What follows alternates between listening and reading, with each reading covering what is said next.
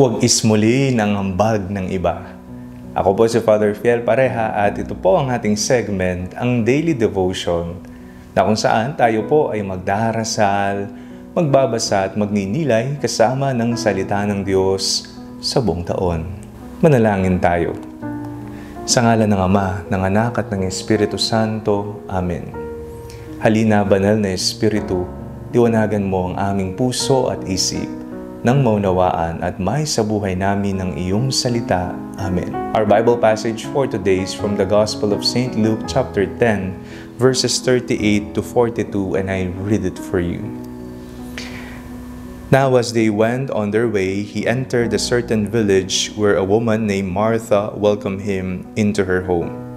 She had a sister named Mary, who sat at the Lord's feet and listened to what he was saying. But Martha was distracted by her many tasks, so she came to him and asked, "Lord, do you not care that my sister has left me to do all the work by myself? Tell her then to help me." But the Lord answered her, "Martha, Martha, you are worried and distracted by many things. There is need of only one thing. Mary has chosen the better part, which will not be taken away from her." Minsan po, tinitingnan natin ang ating pagbibigay o ang mga tulong na ipinapaabot sa atin o sa ibang tao sa pamamagitan ng halaga. At ang halagang ito ay nakadepende sa kung magkano ang donasyon na salapi. Ito ba ay maliit, malaki, hundreds, thousands, or millions? Ang ating pong ginagawang pamantayan ay ang halaga, ang bilang. Pero ang ambag ay hindi naman po sa pera lamang. Maaring maging ambag ang oras, ang kakayahan, mga talento, at iba pa. Yan po ay ambag ng bawat isa. Walang mahirap, walang mayaman, lahat may maitutulong, may maiaabot para sa pagbuo ng kaharian ng Diyos dito sa lupa. Sa ating pong binasang ebanghelyo sa linggong ito, napakinggan po natin kung papaanong si Jesus ay pumunta sa bahay ni Lazaro. Naroon ang kanyang dalawang kapatid, si Marta, na abalang-abala sa pagsisilbi sa Diyos, at si Maria, na abala rin naman sa pakikinig sa Diyos. Kung titingnan po natin, nabanggit, si Marta ay nagsabi sa Panginoon, "Panginoon, di po ba kayo nababahala na ako lamang ang gumagalaw at ang aking kapatid na si Maria ay nariyan lamang nakikinig?" Pero ang sabi ng Panginoon, pinili na tumbok ni Maria ang kinakailangan.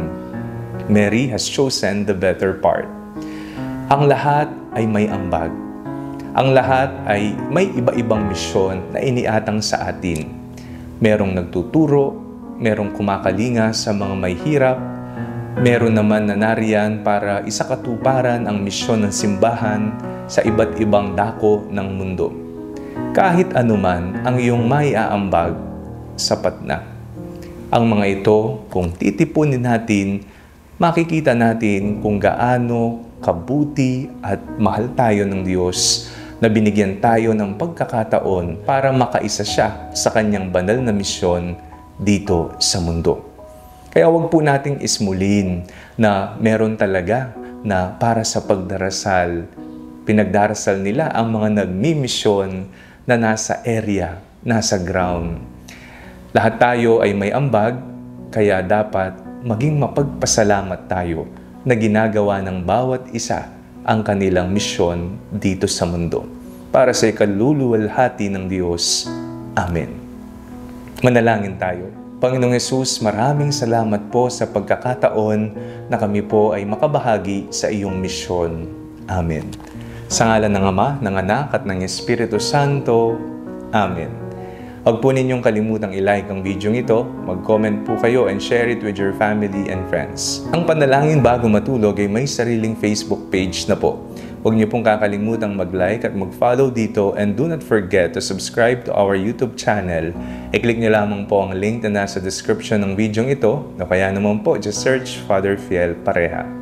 At kung nais nyo pong maging updated sa ating pagpapahayag, you can join our broadcast channel dito po sa ating Facebook page o kaya naman sa ating bulletin board sa TikTok app. God bless you po.